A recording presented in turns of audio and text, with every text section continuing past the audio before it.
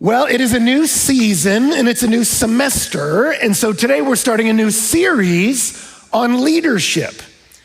Why? Because many of you either came to this city or have stayed in D.C. because you want to lead. It's interesting, I preached in New York a few weeks ago, and while I was visiting with the people at this church, I realized, man, a lot of you people are in finance. And then it struck me, oh yeah, because Wall Street is here. And then I met so many creatives. I'm like, oh yeah, because Broadway is here. And when I've been to LA, there's even more creatives there. And even though it's an oversimplification, I was like, there really is something to this stereotype of you go to New York for money, you go to LA for fame, and you come to DC for power. And the truth is, money, authority, influence, these are all things that can be stewarded in a way that honors God and helps people. But they're also things that can be chased and held in a way that's destructive to you and those around you. And so we need to figure out how to use these things well. And so I don't know what your motive is today, but I know for many of us in this city, the truth is you're here because you want to drive. And there's something about authority and power that's exciting. It's like dad throwing you the keys for the first time and saying, you drive. There's something thrilling about that. A whole world just opened up to me. I can go places I was never able to go before. I can do things that have been held back from me before. It's a thrilling thing to drive, but it's also a terrifying thing. When suddenly you're behind the wheel and go, I could wreck this car. I could wreck my life. I could wreck your life. You remember the first time you ever drove on a freeway? 10 and 2, how terrified you were. Driving is a thrilling thing and it's a terrifying thing. And it's the same with leadership. When you're given authority, it's an exciting thing. I can affect change in a way I never have before. I can do things. I can create a culture. I can move things. Leadership is exciting, but it's also terrifying. And for many of us, we want the mantle of leadership to settle upon our shoulders. But when it does, you realize how deeply unsettling it is to be in charge. That heavy is the head that wears the crown. Right? I had a young man once that I knew, and he was part of a ministry team. And socially, everyone just kind of falls into certain characters in a group. He was always kind of the joker.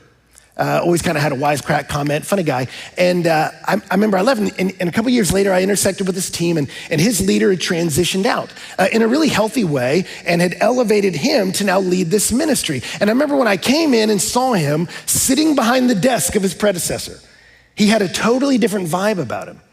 And I said, hey man, how's this going? And I'll never forget, he put his hands on that desk and he was looking at it and he goes, I always knew the buck stopped here. I just don't think I appreciated how big the buck really is. That leadership's an exciting thing, but it's a terrifying thing. And we need to figure out how to steward it well. And so what we're gonna look at this first month is the leadership of King Solomon. Because Solomon led the people of God in the Old Testament to the heights of their glory and success. He is widely regarded as the wisest king who ever lived. Actually, his image is carved into the wall at the Supreme Court for that reason. And we're gonna see at the outset of his leadership, things go really, really well. But we're also gonna watch him not only shepherd his people to the heights of their success, we're gonna watch him sow the seeds of their destruction. And so hopefully we're gonna emulate him at the beginning of his career and not at the end, amen? That's the idea. Now I know before we jump in, some of you may say, well, Ben, this is all great, but I don't lead anything. I can't even command my dog. Don't feel like he respects me. Look, you are the leader of your own life.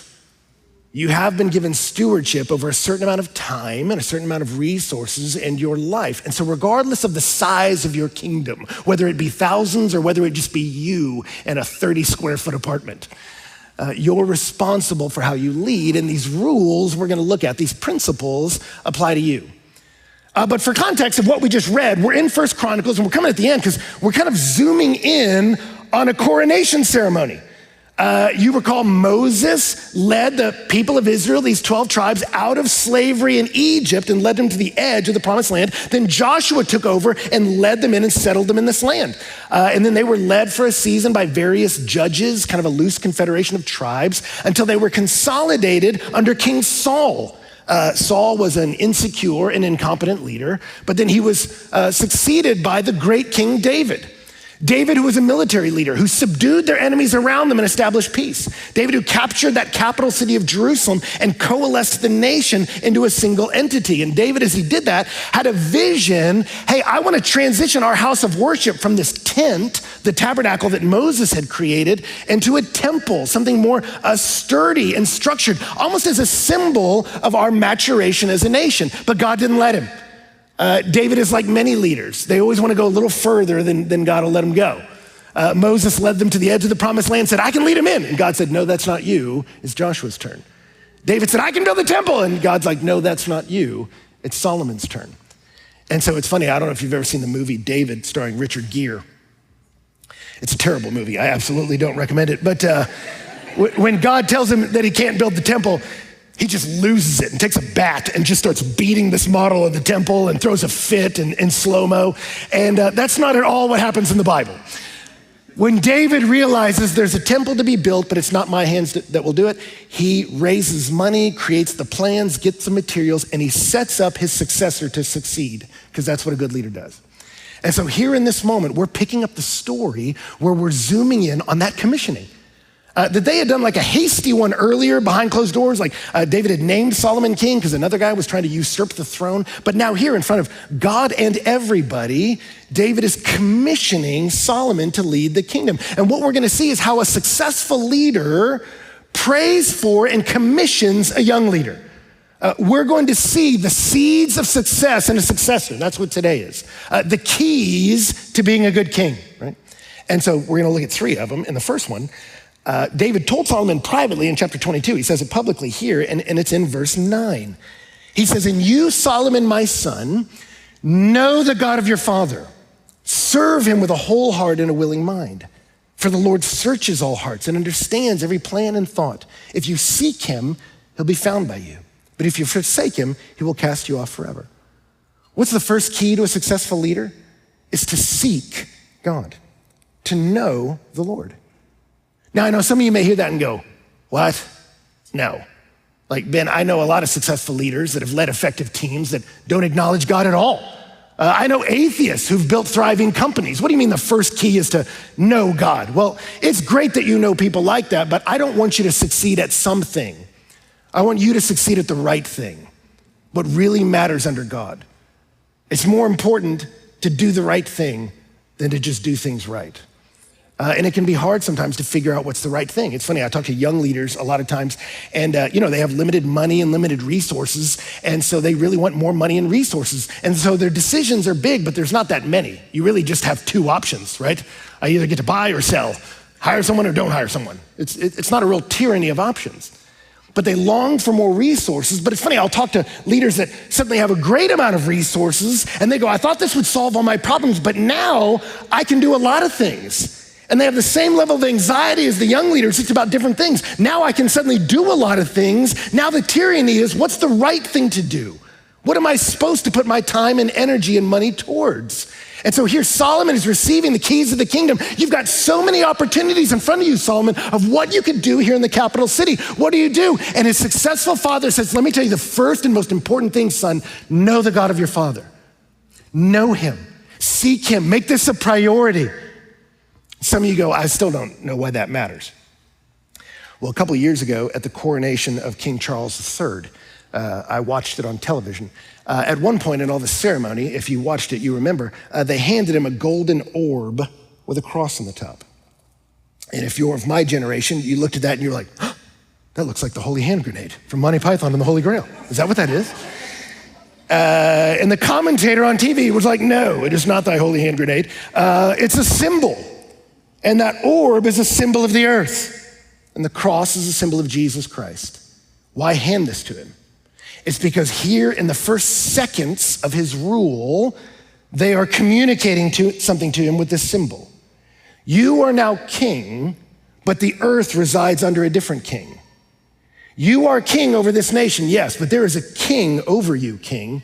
There is a king of kings, and you are accountable to him of how you use the resources he put under your care and treat the people that he made in his image. You have power, king, but your authority is derivative and subordinate. And you need to know that right at the outset. You may be at the top of your company, but you're not at the top of the world. He works all things according to the counsel of his will, and you would be wise to understand what his will is. Many of you feel this, and you don't even actually realize it because so much of what happens to our lives is outside of your control. And so many of you right now, you have written in your journal your plans, and your plans are good. They make sense. They will lead to money, power, and success. And your greatest problem is the world will not get with the program. You go, this is a good plan. Bend to my will reality. And yet on your way to work, someone's driving slow in the left lane again. Some employee won't do their simple job, right? And you look around and say, guys, if y'all will just all listen to me, I can win here. Serve me. And yet reality does not. I felt this the other day. I had a plan for Thursday, and it was good. And one of my kids, I don't want to say which one, injured himself at school with a pencil. And it was a pencil injury that required 4 stitches.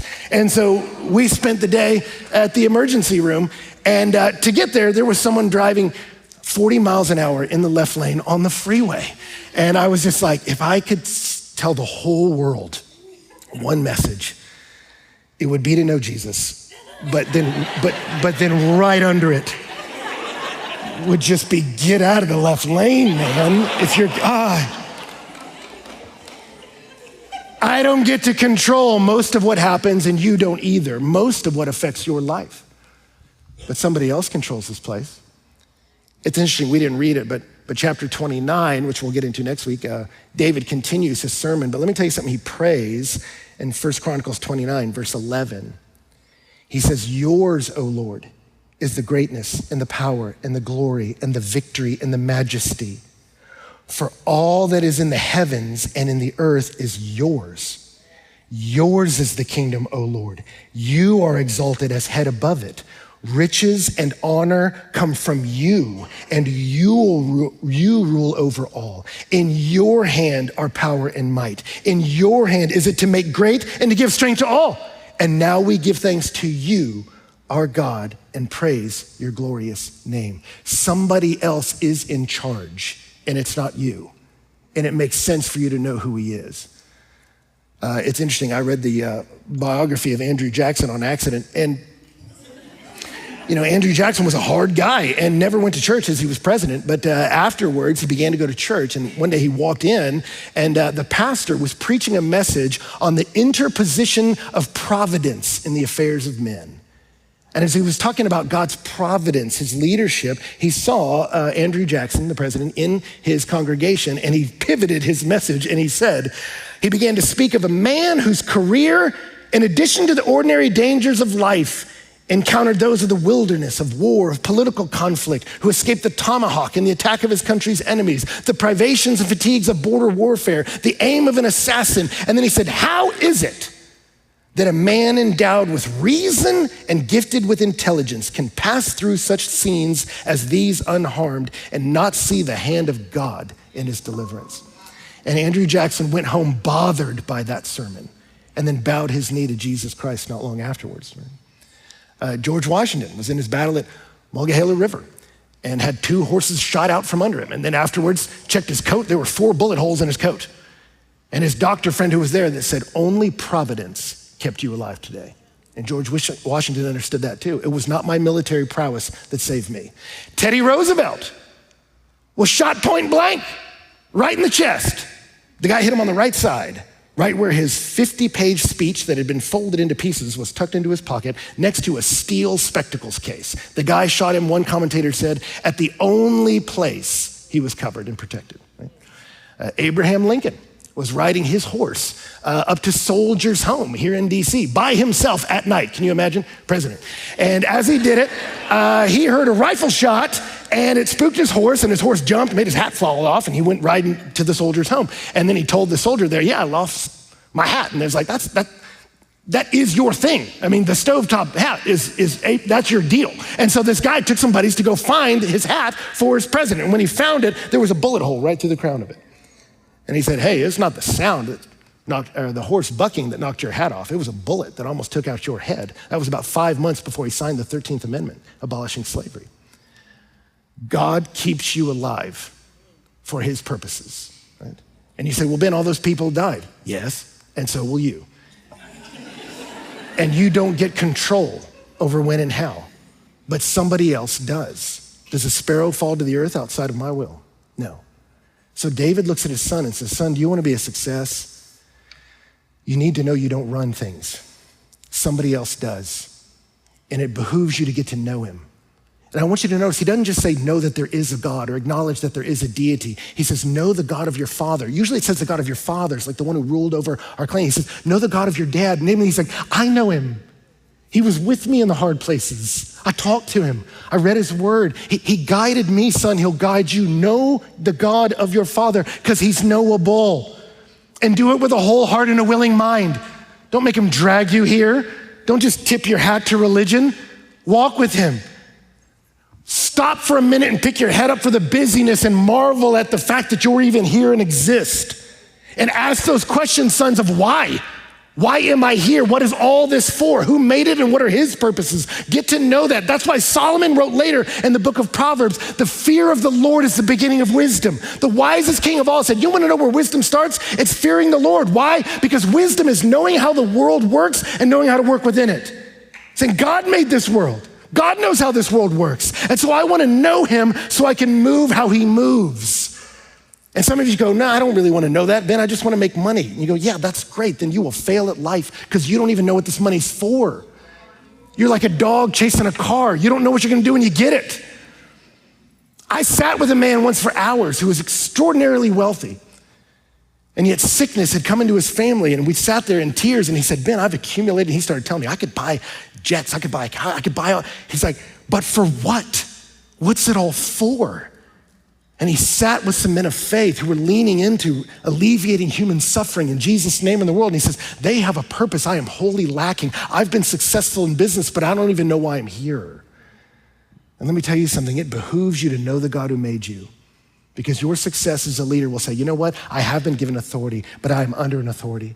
And he has purposes for this world and he has purposes for me, and I want to know what they are. And our commitment to you as a church is to help you know him. That's why we're here. And so number 2, it's not just that I seek him, it's that I serve his people. That's what a good leader does. I serve his people. That's in verse 10. Be careful now, for the Lord has chosen you to build a house for the sanctuary.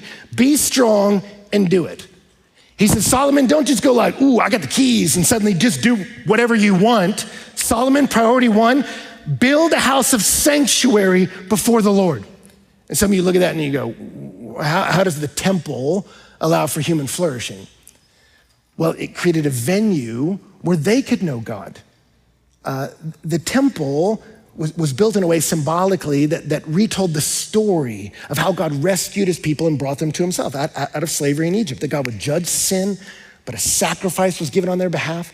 The blood of the innocent sacrifice of a lamb covered over the sin of people who had violated God's holy word, and then God rescues them. All this was sort of depicted symbolically in the temple, and the temple was built in the center of Jerusalem, in the center of the nation. Our whole nation, our center is an intimacy with God that God gave to us when he gave us a sacrifice that saved us and set us free.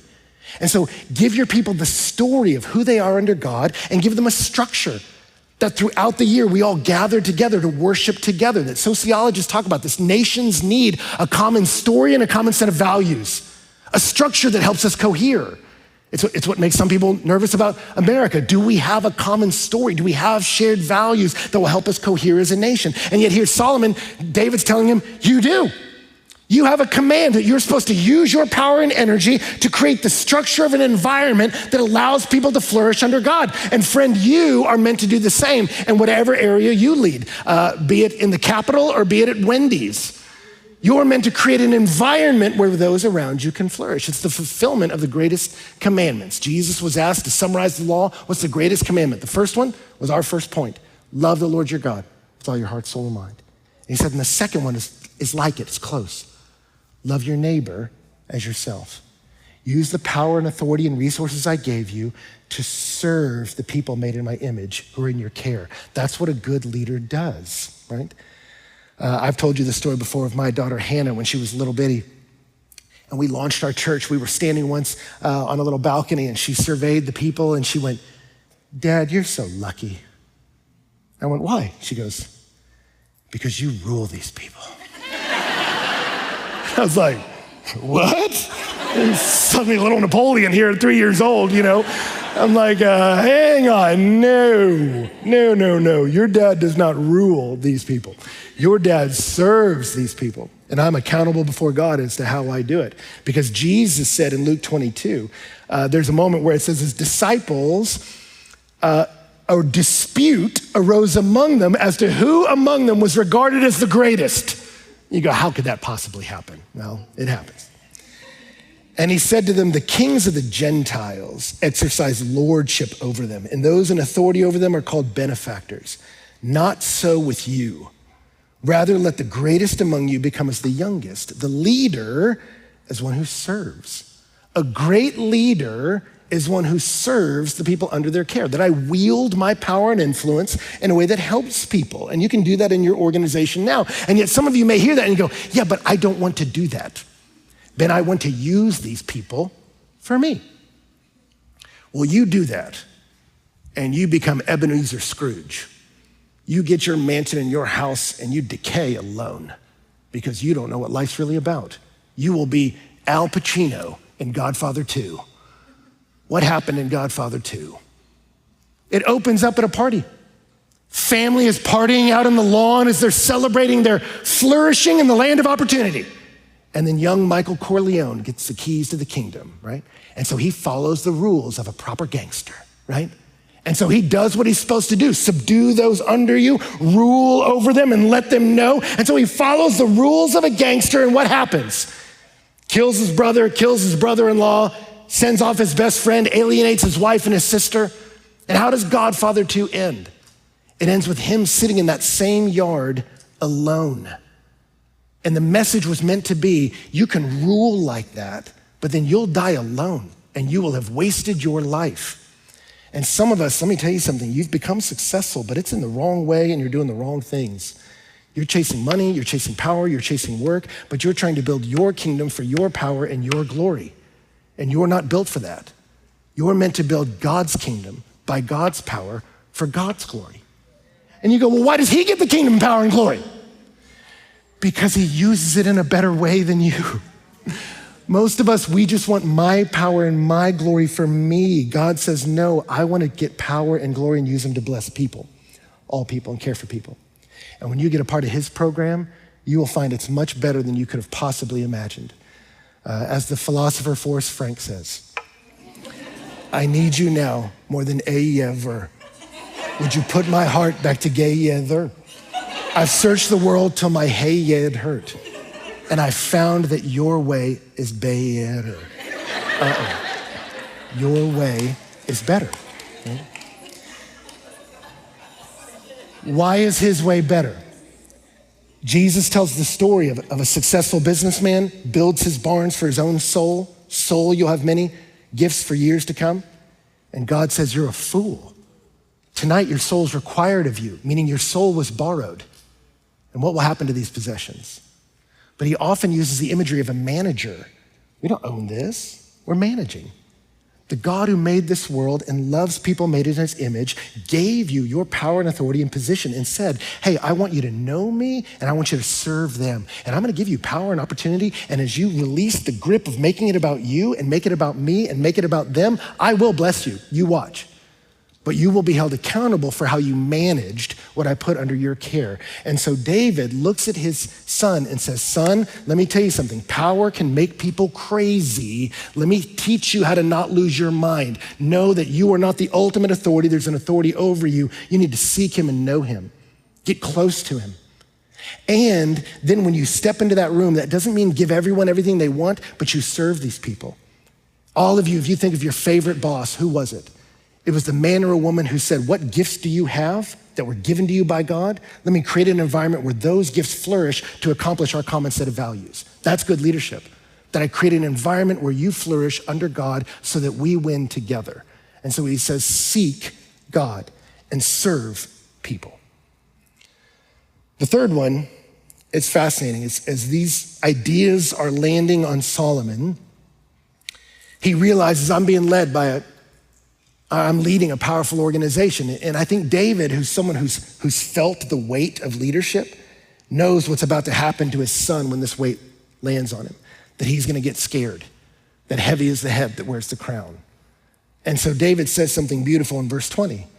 David says to Solomon, his son, be strong and courageous and do it.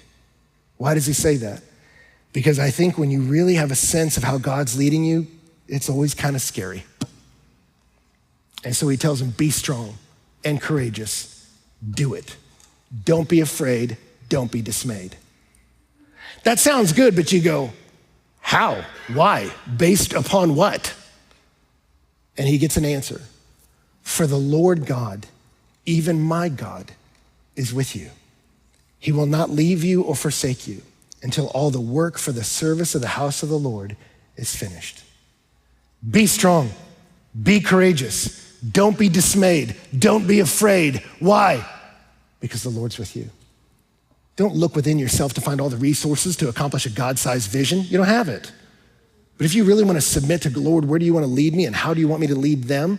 You're gonna need to seek the Lord, serve people, supplied by his strength. Here's the beautiful thing, and we don't have time to teach all of chapter 29, that's next week. The people all give freely to be a part of organizing this great nation. And then David prays, thrilled about it in 1 Chronicles 29 and verse 18. He says, O Lord, the God of Abraham, Isaac, and Israel, our fathers, keep forever such purposes and thoughts in the hearts of your people and direct their hearts toward you. Grant to Solomon, my son, a whole heart that he may keep your commandments, your testimonies, and your statutes, performing all that he may build the palace for which I have made provision. Isn't that interesting? He looks at the people and he says, God, keep these purposes in their heart. God, keep these in the hearts of my people. God, direct their hearts towards you. God, grant to my son a whole heart. He had told him before, seek God with your whole heart. And now he says, God, give him a whole heart to seek you. Command me, Lord, as Augustine said, but give me what you command. Tell me to walk with you, but give me a heart that fears your name. And so David says, hey, you're only gonna do this, Solomon, by the power that God provides. It's interesting, the name Solomon is a play off the word shalom, which is the word peace, which is not just the absence of conflict, it's the presence of flourishing, that all is as it should be. And so he says, son, as you step in, the Prince of Peace, to build this kingdom, create an environment where all can flourish under God and they might know me. And this passage, it's looking good. It's looking real good. But the wheels are gonna fall off this bus. Solomon's gonna fail because all men do. And he can't accomplish the will of God by his own strength and power. So then outside and adjacent to the kingdom, God always brings in prophets, people who don't work for the king but speak to the king. And Jeremiah the prophet will begin to speak in Jeremiah 31. And he says, behold, the days are coming, declares the Lord, when I'll make a new covenant with the house of Israel and the house of Judah. Not like the covenant I made with their fathers on the day when I took them by the hand to bring them out of the land of Egypt, my covenant that they broke, though I was their husband, declares the Lord. For this is the covenant that I will make with the house of Israel after those days, declares the Lord. I will put my law within them, and I will write it on their hearts, and I will be their God, and they shall be my people. And no longer shall each one teach his neighbor and his brother, saying, know the Lord, for they shall all know me, from the least of them to the greatest, declares the Lord. For I will forgive their iniquity, and I'll remember their sin no more. The Old Testament is a declaration of the faithfulness of God and the sinfulness of humanity. We cannot be what we're meant to be. But Jeremiah, into the midst of that, gives us hope. But a new covenant is coming, not like the one we broke, where God will change us from the inside out, will renovate the human heart so that we will know the Lord. I don't have to try to command it to you. These commands will live inside of you. And how will it happen? He will forgive my iniquity. He will wipe the sin out. That's the new covenant. The Old Testament closes with the hope of. Where is that coming from? What is the new covenant? On the night he was betrayed, Jesus said this in Mark 14. As they were eating, he took bread, and after blessing it, he broke it, and he gave it to them. He says, "Take, this is my body." And he took a cup, and when he had given thanks, he gave it to them, and they all drank of it. And he says, "This is my blood of the covenant, which is poured out for many. Truly I say to you, I will not drink again of the fruit of the vine until that day when I drink it new in the kingdom of God." Jesus is letting them know, I came to establish that new covenant. I am the Prince of Peace. I am building a kingdom. But how do we renovate the heart from the inside out? It's a sacrifice and salvation that ushers people into a life that orients around God. And he says, so guess what? My body's gonna break for you. My blood is gonna pour out for you. And when I do that, the sacrifice of the innocent one removes your iniquity, puts the very Spirit of God in you, and changes you from the inside out. A new covenant with God. So friend, as we come near the end, let me tell you something. You are meant to seek the Lord.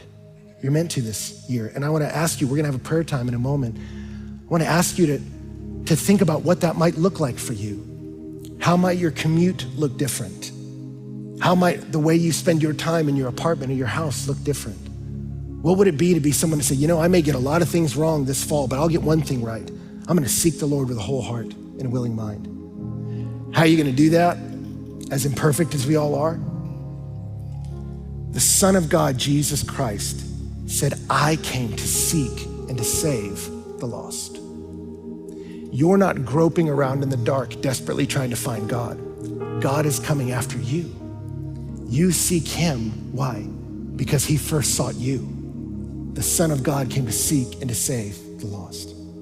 And he didn't just come to seek, he came to serve. Jesus said it in Mark 10. He said, the Son of Man didn't come to be served, but to serve and to give his life as a ransom for many. If any king deserved honor, it was King Jesus. But he said, I didn't come here to be served by y'all.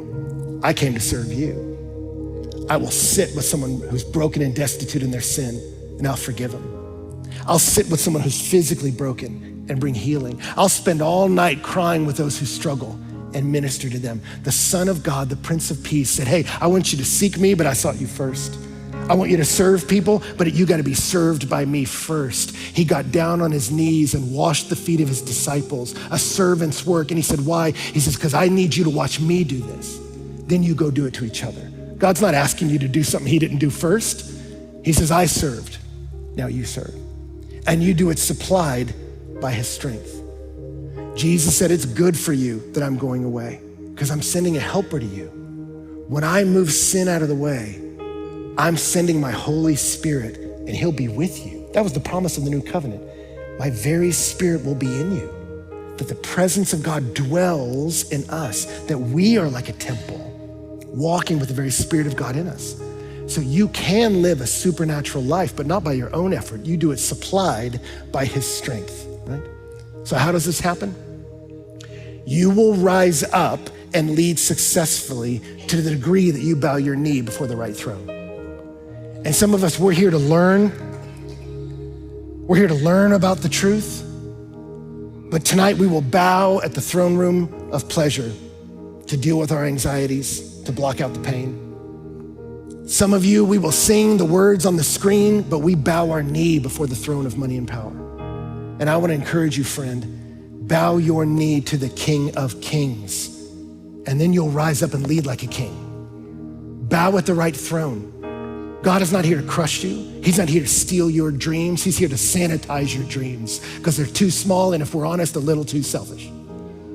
But he says, seek me, serve them, supplied by my strength, and watch what I do with a human life. And know that I'm saying that because my Son, Jesus Christ, he sought you, he served you, and he wants to supply you with the power you need to walk with him for his glory and your good.